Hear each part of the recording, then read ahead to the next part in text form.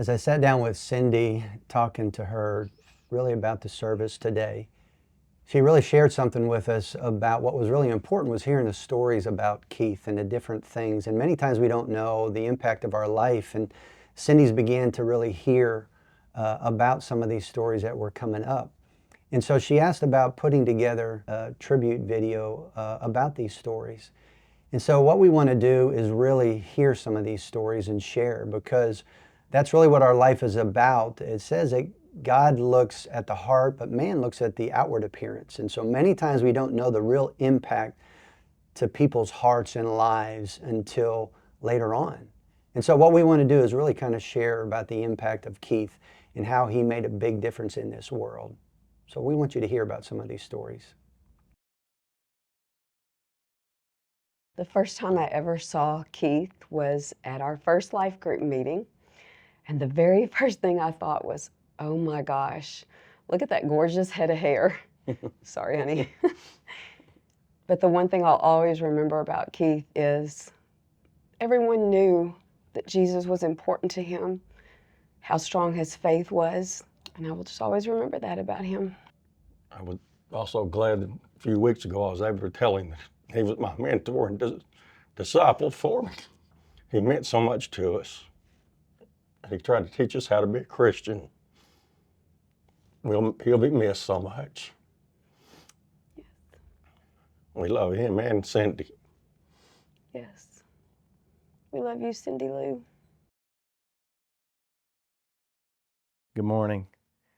It's always a great honor to have an opportunity to speak for somebody who meant a lot, not only to his family, but to mankind. And this morning, I'm speaking about my friend Keith Kimbro. I recently read The True Measure of a Man is the number of people he serves. Keith was that kind of man. He loved well, he loved often, and he loved tirelessly. He demonstrated that so much, I remember, by all of the man crew years that we worked together. Keith took the simplest task and made them an opportunity to show service and love, not only to the other men that were around him, but to the women that he was serving in woman conference. But man, he had a heart that was full of jewels. And Keith, you ran your race well. You served well. We're going to take it from here. Cindy, we love you. We'll cover you. God bless. Two of the things that I remember most about Keith was he was one of the least selfish people that I've ever met in my life. It was amazing to get to know him and see the type of person that he was. I never heard him say a cross word about anyone the whole time that I met him. And I know the first thing that he always said every time we met was, "How are you doing? And how's your business going?" It was never about him, never about anything that was going on. And there's a lot of things to love about him, and we did very much. He was just an unbelievable guy, and we're going to miss him very much. And I just pray for his family and that everybody will have peace about this and understand that he's in a lot better place and he's with angels in heaven, and that's what we all look forward to in our lives. We're going to miss him a lot. One of the things I most admired about Keith was his steadfast loyalty. It didn't matter if you were a family member, a friend, or a past employee. He was there for you, whatever you needed. All you had to do was ask. Keith was like a brother to me, and I'm really going to miss him.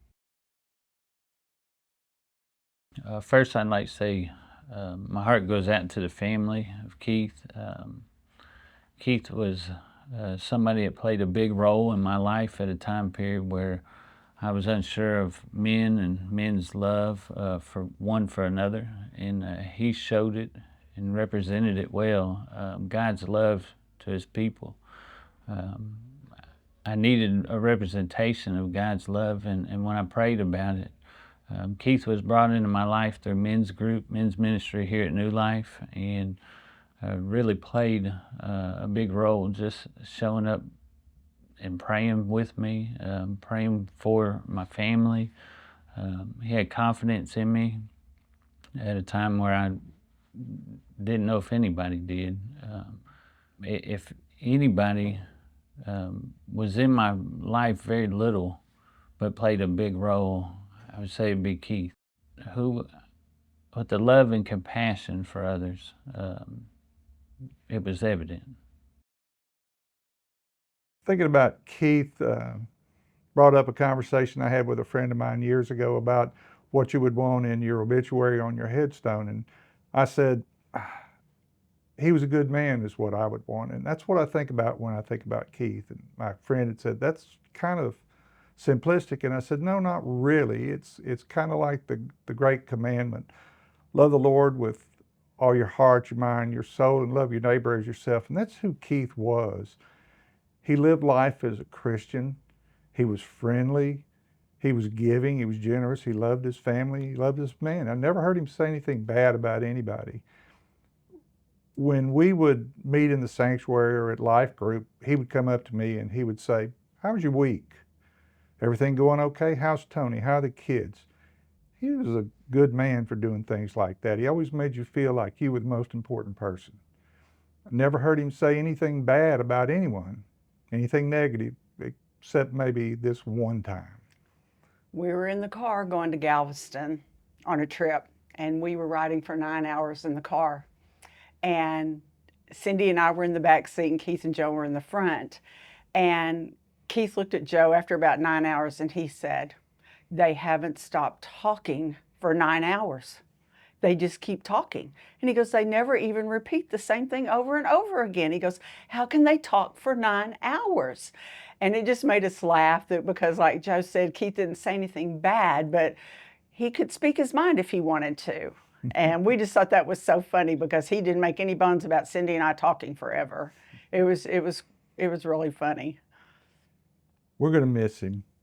He was fun to be with. He was a great human being. He loved his family. He loved his church, and he loved everyone else. We miss you, KK. We love you. We love you, KK. When I first came on staff here, he was someone who would come by, check on me, make sure I was doing well. I always felt like I had someone who was looking out for my best interest, and that was really, really special to me. Keith also pursued other people in the church. He was always serving, always reaching out to people, checking on their well-being. We have to basically kick him out of the church because he was the last guy here.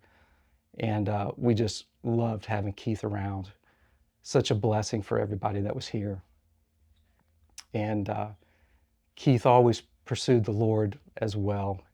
He was in a couple of my classes, always fully engaged, always learning, always taking in the word, and then just going out and applying it in every situation that he could. Keith pursued his family.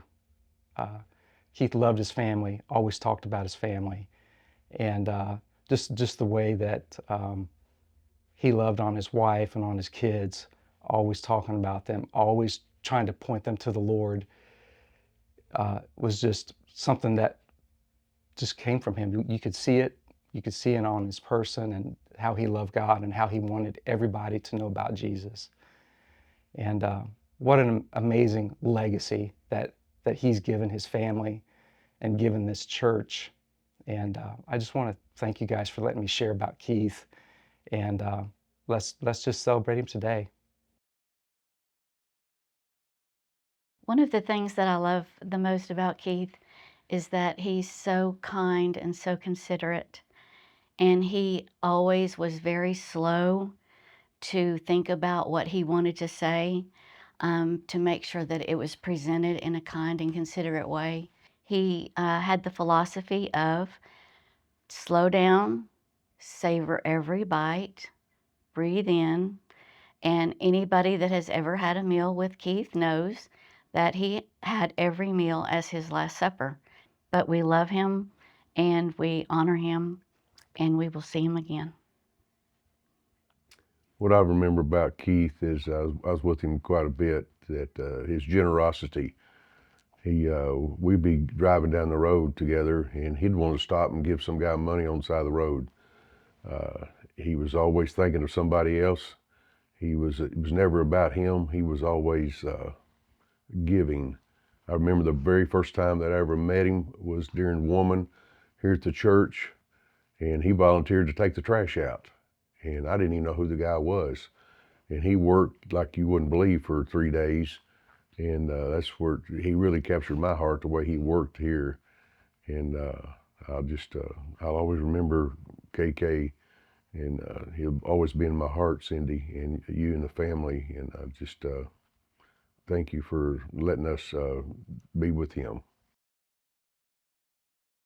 I remember when Keith came back to church after he had been in the hospital for a while, and he was sitting in the back, and I had seen Cindy, you know, I'd seen you just a couple times and always got to hug your face, but when I saw him at church again, just the joy that was on his face and the fact that so many people had been praying for him and just waiting for him to come back, just the tears began to flow from his face.